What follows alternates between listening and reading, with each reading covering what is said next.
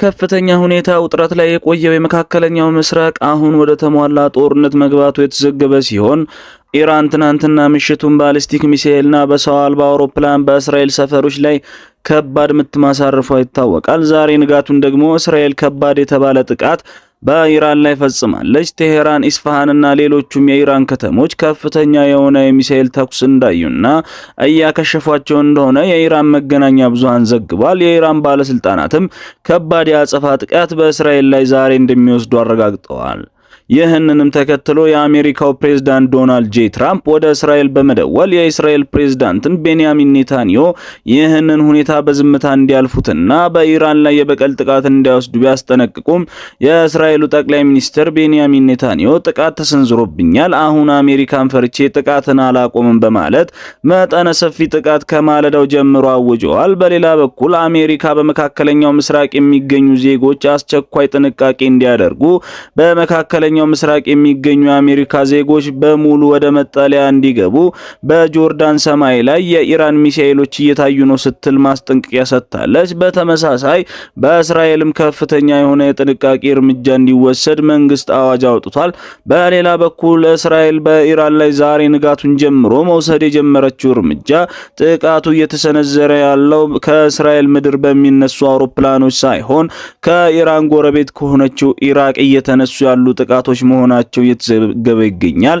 ይህንንም ተከትሎ ኢራን ጥቃቷንም ወደ ኢራቅ ማነጣጠሯንም ተመልክቷል። ውድ ቤተሰቦቻችን ይህ አዲስ ቻናል ነው። ዜናዎቻችን ሌሎች ሰዎች ጋር እንዲደርሱ ላይክ እንዲሁም ሀሳብ አስተያየታችሁን ማለት ኮሜንት ቦክስ ላይ ያስቀምጡልን። ቻናላችንን ደግሞ ሰብስክራይብ አድርጉልን። ወደ ዝርዝር መረጃው ሳመራ በቅድሚያ እኩለ ሌሊት ጀምሮ ኢራን በእስራኤል ላይ ከፍተኛ የሚሳኤል እና በሰው አልባ አውሮፕላን ጥቃት መፈጸሟን ተከትሎ እስራኤል ደግሞ ንጋቱን ምላሽ መስጠቷ ተዘግቧል። እስራኤል መከላከያ ሰራዊት IDF ዛሬ ንጋቱን ባወጣው ይፋዊ መግለጫ በምዕራብና በመካከለኛው የኢራን ግዛቶች በሚገኙ ስትራቴጂካዊ ወታደራዊ ኢላማዎች ላይ መጠነ ሰፊ የአየር ጥቃት መፈጸሙን አስታውቋል። ይህ ጥቃት ከተደረሰው የተኩስ አቁም ስምምነት ከአፕሪል እስራኤል በኢራን መሬት ላይ ፈጸመችው የመጀመሪያው ጥቃት ተደርጎ ተወስዷል። በቀጠናው እያደገ የመጣው ወታደራዊ ውጥረት ወደ አዲስ እድገት ግጭት ያመራው እኩለ ሌሊት ጀምሮ ነው። የኢራን መንግስታዊ መገናኛ ብዙሃን የሆነው IRIGC እንዲሁም የኢራን የዜና ወኪልና ኢርና የዜና ወኪሎች ከኢራን እንደዘገቡት በኢራን ዋና ከተማ በቴህራን እንዲሁም በታብሪዝ፣ በኢስፋሃን፣ ካራጅናይ፣ ኪርማሻን በተባሉ የኢራን ከተሞች ተከታታይና ኃይለኛ ፍንዳታዎች ዛሬ ንጋቱን መሰማቱን ቀጥሏል ብለዋል። የኢራን እስላማዊ አብዮታዊ ጦር IRGC እንዳረጋገጠው እስራኤል ይህንን ጥቃት የፈጸመችው ከአየር ወደ ምድር በሚወነጨፉ ባሊስቲክ ሚሳኤሎች አማካኝነት ብለዋል። ይህ ድርጊት በቀጠናው የነበረውን ተሰባሪ የተኩስ አቁም ስምምነት በግልጽ የጣሰ ነው ያለ ሲሆን ተከታታይ ምላሽ ይሰጥበታልም ብለዋል። የእስራኤል መገናኛ ብዙሃን በበኩላቸው ጥቃቱ በቴህራን በሚገኘው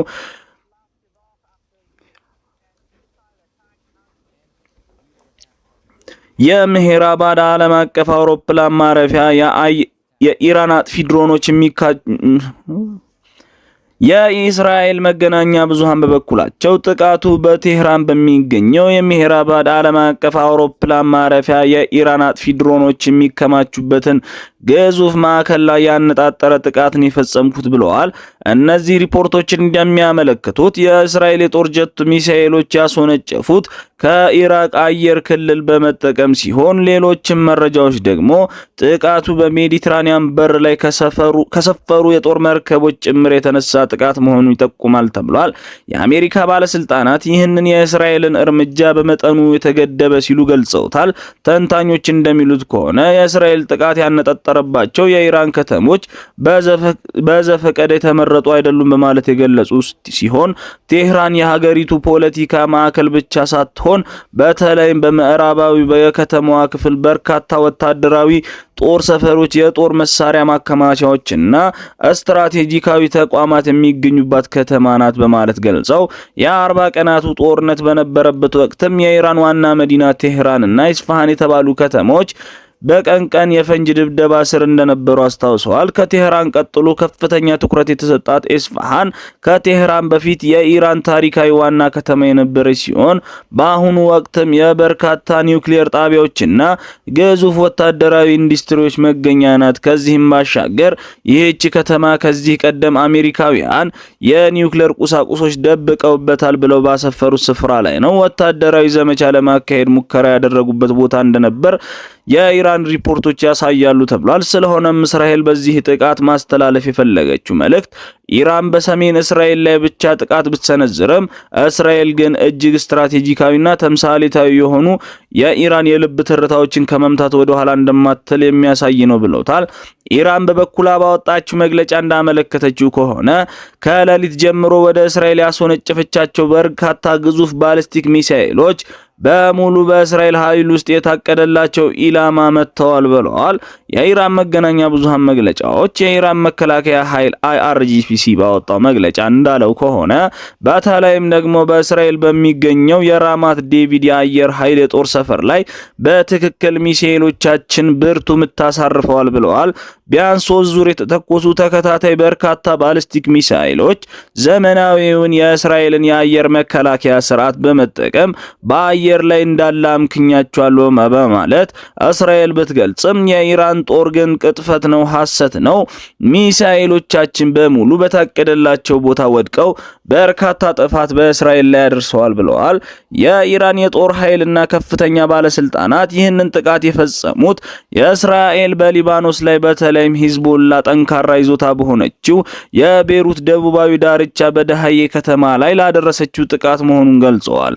ፕሬስ ቲቪ የኢራን ጦር የሐተም አልአንቢያ ማዘዣ ጣቢያ መግለጫ ጠቅሶ እንደዘገበው እስራኤል ከአሜሪካ የድጋፍ አረንጓዴ መብራት በመታገዝ የተከለከሉትን ቀይ መስመሮች በሙሉ አቋርጣ ቤሩት ላይ ጥቃት ፈጽማለች ብለዋል። የእስራኤል ጦር በደቡብ ሊባኖስ እና በቤሩት ዳርቻዎች የሚያደርሰውን ጥቃት በአስቸኳይ ማቆም አለበት። ጥቃቱን የሚያሰፋ ወይም ለኢራን እርምጃ አጸፋ መመለሱ የሚቀጥል ከሆነ እጅግ አውዳሚና የእስራኤል መንግስትን ጸጥታ ውስጥ የሚከቱ ከባድ እርምጃዎችን እንወስዳለን ብለዋል። የኢራን ጠቅላይ መሪ ከፍተኛ ወታደራዊ አማካሪ ሞሰን ረዛኢም በበኩላቸው ከበድ ያለ ማስጠንቀቂያ መስጠታቸው ይታወቃል። ይህ አደገኛ የወታደራዊ መካረር በአሜሪካና በእስራኤል መካከል ያልተለመደ የዲፕሎማሲ መቃቃር ፈጥሯል። የአሜሪካው መገናኛ ብዙሃን አክሲዮስ የዜና ወኪል የአሜሪካ ከፍተኛ ባለስልጣናትን ጠቅሶ እንደዘገበው የአሜሪካ ፕሬዝዳንት ዶናልድ ጄ ትራምፕ ከእስራኤል ጠቅላይ ሚኒስትር ቤንያሚን ኔታንያሁ ጋር ባደረጉት የስልክ ውይይት እስራኤል ለኢራን ጥቃት አጸፋ ከመመለስ እንድትታቀብና ለዲፕሎማሲ ተጨማሪ ጊዜ እድል እንድትሰጥ አጥብቀው ጠይቀው ነበር። ትራምፕ ለኔታንያሁ ከኢራን ጋር አስደሳች የሆነ የሰላም ስምምነት ላይ ለመድረስ ተቃርበናል። አሁን 4ኛው ሩብ የጨዋታው ሰዓት ላይ ደርሰን ይህንን እድል ለምን አደጋ ላይ እንጥለዋለን? ጦርነቱን የምናቆምበት ጊዜ አሁን ነው ሲሉ መክረዋቸዋል ብለዋል። ዘገባው እንደሚያመለክተው ኔታንያሁ የትራምፕን ሐሳብ ቢቃወምም በመጨረሻ ግን የግድ በከፊል ተስማምተው ጥቃቱን ለማዘግየት ቃል ገብተው ነበር ተብሏል። የአሜሪካው ፕሬዝዳንት ዶናልድ ጄ ትራምፕ የኢራን ጥቃት እንደተሰማ ፈጥነው ወደ ኔታንያሁ መደወላቸው መገናኛ ብዙሃን የዘገቡ ሲሆን ደግመህ ኢራንን ለማጥቃት እንዳትሞክር ወይም የበቀል እርምጃ በኢራን ላይ እንዳትወስድ ሲል ለቤንያሚን ኔታንያሁ ትራምፕ ጥብቅ ማስጠንቀቂያ ሰጥተዋቸዋል። ትራምፕ ይህንን ሁኔታ ባይስማሙበትም እንደሚቀበሉ ከገለጹ በኋላ ንጋቱን ግን የትራምፕን ሐሳብ ወደ ጎን በማድረግ ከበድ ያለ ጥቃት በኢራን ላይ እንዲሰነዘርባት ትዕዛዝ ሰጥተዋል። ትራምፕ ይህንንም ተከትሎ ለዛ ፋይናንሻል ታይምስ ዛሬ ንጋቱን በሰጡት ቃለ መልስ እኔ አሁን አሜሪካ ከኢራን የምትደርሰው ማንኛውም ስምምነት ከመቀበል ውጪ ምንም አማራጭ እንደሌለው አጽንኦት ሰጥቼ ነግሬዋለሁ። እዚህ ጋር ውሳኔ ሰጪው እኔ ነኝ፣ ኔታንያሁ አይደለም። ከእኔ ጀርባ ሆኖ አድርግ ያልኩትን ነው የሚያደርገው ብለዋል። ሁሉንም ውሳኔዎች የምወስነው እኔ ነኝ፣ እኔ ትራምፕ ነኝ፣ እርሱ ውሳኔ ሰጪ አይደለም በማለት ትራምፕ በአቋማቸው እየጸኑ መሆናቸውና እስራኤልም ሐሳባቸውን ባለመቀበል የወሰደችውን የበቀል እርምጃ እንዳሳዘናቸው ፕሬዝዳንት ትራምፕ ገልጸዋል። ፕሬዝዳንት ትራምፕ አክለውም የኢራንን ጥቃት አሁን የተሰራበት ባለው የሰላም ስምምነት ላይ ምንም አይነት ተጽዕኖ ሊኖረው አይችልም ብዬ አላስብም በማለት ገልጸው እንዴት እንደሚያልቅ ሁሉንም ነገር እናያለን። ሆኖም እነዚህ ጥቃቶች ያን ያክል የሚያስደነግጡ አልነበሩም።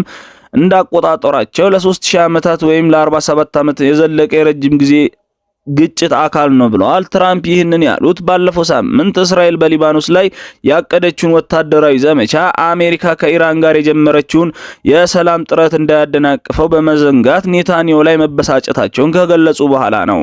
የኔታንያሁ አስተዳደር እንደ አውሮፓውያን አቆጣጠር በ2015 የቀድሞ ፕሬዝዳንት ባራክ ሁሴን ኦባማ ከኢራን ጋር የደረሱትን የኒውክሌር ስምምነት የኢራንን መጥፎ ባህሪ የሚሸልም ሲሉ ውድቅ ማድረጋቸው ይታወሳል። ይህም ትራምፕ ኔታንያሁን አሳምነው ከኢራን ጋር አዲስ ስምምነት ወይም የመግባቢያ ሰነድ ለመፈራረም የሚያደርጉትን ጥረት እጅግ ውስብስብ አድርጎባቸዋል። የኢራን የኒውክሌር መርሃ ግብር የዚህ ሁሉ ውጥረት ማዕከል መሆኑ የተዘገበ ሲሆን ፕሬዝዳንት ትራምፕ ለኢቢሲ ኒውስ ማት ፕሬስ የቴሌቪዥን ጣቢያ ላይ ባደረጉት ቃለ ምልልስ እንዳሉት ከሆነ በኢራን ውስጥ የሚገኝ የበለጸገ ዩራኒየም ዝቃጭ ለማውጣትና ወደ አሜሪካን ለመውሰድ የአሜሪካ ወታደሮችን ለማዘዝና የአሜሪካ ወታደሮችም ወደ ኢራን ገብተው ይህንን ለማውጣት እሳቸውም ትዕዛዝ ለመስጠት ክፍት መሆናቸውን ለመጀመሪያ ጊዜ ግልጽ አድርገዋል። ትራምፕ ይህንን ድርጊት በስምምነት ቢከወን እንደሚመርጡ ገልጸው ስምምነት ካደረግንና ወዳጅ ከሆንን ከኢራን ጋር ሁላችንም አብረን እንሄዳለን፣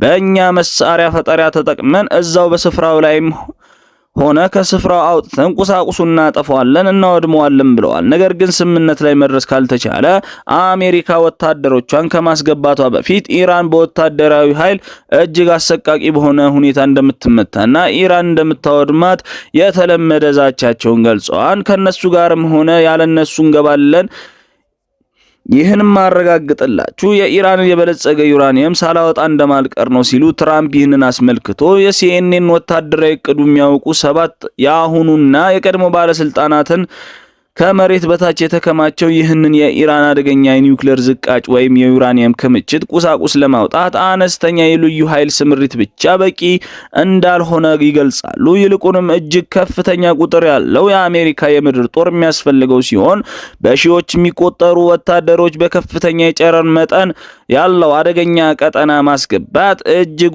ውስብስብና ብዙዎቹም ለአደጋ የሚያጋልጥ ከባድ ተልዕኮ መሆኑን ተንትነዋል። የኤንቢሲ ጋዜጠኛዋ ለፕሬዝዳንት ዶናልድ ጄ ትራምፕ ያቀረበችላቸው ጥያቄ ወደ ስልጣን ሲመጡ በምርጫ ቅስቀሳ ላይ እኔ አሜሪካ ወደ ጦርነት አላስገባትም በማለት ቃል ገብተው ነበር። ነገር ግን በፕሬዝዳንትነት መንበረ ስልጣኑ ላይ ከተቀመጡ በኋላ አሜሪካ ወደ ጦርነት ገባች፣ ቃልዎን አጥፈዋል። በዚህ ጉዳይ ላይ ምን ይላሉ? በማለት ለቀረበላቸው ጥያቄ እኔ ጦርነት አይኖርም ብዬ ዋስትና አልሰጠውም። ታዲያ ጦርነት አይኖርም ካልኩኝ ለምን በዓለም ላይ እጅግ ጠንካራውን ጦር ገነባው? በማለት የጠየቁት ትራምፕ በኢራንና በቬንዙዌላ ያደረጓቸውን ወታደራዊ እርምጃዎች እንደ ኢራቅና ቪየትናም 19 ዓመታትን የፈጀ የረዘመ እንዳልሆነ ገልጸው ተከራክረዋል። እኛ እዛ የምንቆየው ለጥቂት ወራት ብቻ ነው። ስጋቱ በአብዛኛው አብቅቷል። ነገር ግን ኢራን የኒውክሌር የጦር መሳሪያ እንዲኖራት መፍቀድ ፈጽሞ አንችልም። የኒውክሌር ጦር መሳሪያ ኢራን የያዘች ማለት አፈንድተው ይጨርሱናል በማለት ገልጸዋል። የጦርነቱ ደመና አየሩን ተከትሎ በእስራኤል ውስጥ ደህንነት ላይ ጥብቅ እርምጃዎች ተወስደዋል። የኢራን ተጨማሪ ሚሳኤሎች በከፍተኛ ቁጥር በቀጣይ ሰዓታት ሊዘንቡ ይችላሉ የሚል ከባድ ስጋት የእስራኤል መከላከያ ኃይል አይዲኤፍ ባደረገው ግምገማ የሀገር ውስጥ ግንባር እዝ በመላው ሀገሪቱ የተለያዩ ክልከላዎችን ጥሏል። ይህ በእንዲህ እንዳለ የጦርነቱን መዘዝ የዓለም አቀፍ የንግድ መስመሮችን አደጋ ላይ የጣለችው ሲሆን የኢራን መንግስታዊ ሚዲያ የጠቅላይ መሪው ከፍተኛ አማካሪ ጠቅሶ እንደዘገበው እስራኤል ጥቃቷን የምታባብስ ከሆነ ኢራን በመካከለኛው ምስራቅ እጅግ ወሳኝ የሆነውን የባብኤል መንደብ የባህር ወሽመጥንም ከዛሬ ምሽት በኋላ ለመዝጋት ዝታለች። በቀይ ባህር ደቡባዊ ጫፍ ላይ የሚገኘውና ኤዥያና አውሮፓውያን በሲዩዝ ካናል የሚያገናኘው ይህ ስትራቴጂካዊው የውሃ መስመር ባብኤል መንደብን በጠባቡ ክፍል 29 ኪሎ ሜትር ብቻ ስፋት ያለው ሲሆን ከዓለም አቀፉ የባህር ንግድ 15 በመቶ የሚያልፍበት ይህ መስመር እንደ አውሮፓውያን አቆጣጠር በ2023 ላይ የየመኑ የሃውቲ ኃይሎች በእስራኤልና በሐማስ ጦርነት ምክንያት ጥቃት ከፍተውበት እንደነበር አይዘነጋም። የባህር ትራንስፖርት ኩባንያዎች ይህንን መስመር በመታው ረጅም ርቀት ለመጓዝ በመገደዳቸው ለነዳጅ ኢንሹራንስና ለሰራተኞች ደሞዝ የሚወጣው ተጨማሪ ወጪ ምክንያት በአመት እስከ 20 ቢሊዮን የአሜሪካን ዶላር ኪሳራ ሊያስከትል መቆየቱ ይታወሳል። በአሁኑ ወቅት የሆርሙዝ ወሽመጥ በኢራን በመዘጋቱ ምክንያት ባብ ኤል መንደብም በዓለም ትልቁ የነዳጅ ላኪ ለሆነችው ለሳውዲ አረቢያ ብቸኛው ወሳኙ የወጪ ንግድ መስመር ሆኖ እያገለገለ እንደሚገኝ አይዘነጋም። ይህ መስመር መዘጋት ማለት በዓለም አቀፍ ኢኮኖሚ ላይ የማይገመት ከፍተኛ ራስ ምታት ነው። በሌላ የቀጠናው ክስተት የኢራን እስላማዊ አብዮታዊ ዘብ IRGC ባወጣው መግለጫ በሰሜናዊ ኢራቅ የምትገኘው ሶማሊያ ከተማ ውስጥ የአሸባሪ ቡድኖች ማዕከል ባለው ኢላማ ላይ ከፍተኛ ጥቃት መፈጸሙን ኢርና የዜና ወኪል ዘግቧል። ይህ ጥቃት ኢራን በኢራቅ የኩርዲስታን ግዛት ባብ ኤል መንደብና ሶማሊያንም ወይሱሌይማን የሚገኙ የኩርድ ተገንጣይ ቡድኖች ላይ ያካሄደ ያለውን ተከታታይ ዘመቻ አካል ነው ብለውታል። የኢራን ይህን እርምጃ የተጠናከረው አሜሪካና እስራኤል በቅርቡ በተካሄደው ጦርነት ወቅት የኩርድ ታጣቂዎችን በማስታጠቅ ኢራን እንዲወጉ እያደራጁ ነው የሚል ሪፖርት መውጣቱን ተከትሎ ነው። መረጃዎቹ እንደሚጠቁሙት የአሜሪካው ማዕከላዊ የስለላ ኤጀንሲ በሰሜን ኢራቅ ለሚገኙ የኩርድ ተገንጣይ ቡድኖች የጦር መሳሪያ ሲያቀርብ ቆይቷል። ይህ በዚህ እንዳለ ኢራን በቀጣይ ጥቃቷ ጆርዳንን ልትመታ እንደምትችልም ተገምቷል። የአሜሪካው የውጭ ጉዳይ ሚኒስተር አሁን በዮርዳኖስ ለሚገኙ ዜጎች በአስቸኳይ የደህንነት ማስጠንቀቂያ ያስተላለፈ ሲሆን ማስጠንቀቂያው የሚወጣው በዮርዳኖስ የአየር ክልል ላይ ሚሳኤሎች በመታየታቸው ዜጎች ወዲያውኑ ጥበቃ እንዲደረግላቸው መጠለያዎችም እንዲገነቡ አስቸኳይ ትዕዛዝ ተሰጥቷቸዋል ብሏል። የውጭ ጉዳይ ሚኒስትሩ ባወጣው መግለጫ የደረሱት መረጃዎች በጣም አስጊ ናቸው። የኢራን ሚሳኤሎችና ድሮኖች ወይም ሮኬቶች በዮርዳኖስ አየር ክልል ላይ ያንዣበቡ ነው ብለዋል። አክለውም ዜጎች ባሉበት ቦታ ሁሉ ሆነው ወዲያውኑ ወደ መጠለያ እንዲገቡ ከቤት እንዳይወጡና የአካባቢው ባለስልጣን ማስታወቂያዎች በንቃት እንዲከታተሉ ትዕዛዝ ሰጥቷል። ውድ ተመልካቾቻችን ለዛሬ የነበሩ መረጃዎች እነዚህ ነበሩ። በሌሎች ዜናዎች እንድንገናኝ ቪዲዮቻችን እንዲሁም ሌሎች ሰዎች ጋር እንዲደርሱ ላይክ እንዲሁም ሐሳብ አስተያየታችሁን ኮሜንት ቦክስ ላይ ያስቀምጡልን። ቻናላችንን እንዲሁም ሰብስክራይብ አድርጉ እንላለን። መልካም ቆይታ